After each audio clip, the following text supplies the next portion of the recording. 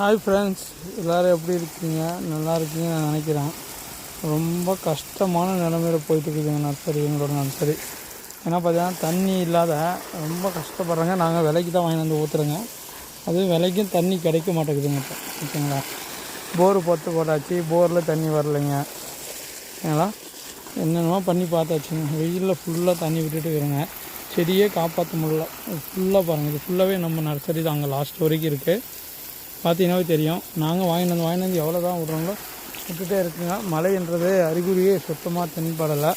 நிறைய பேர் வந்து செடிகள்லாம் கேட்குறீங்க. எங்கிட்ட பாருங்கள், சூப்பரான தரமான செடிகள் இருக்குது.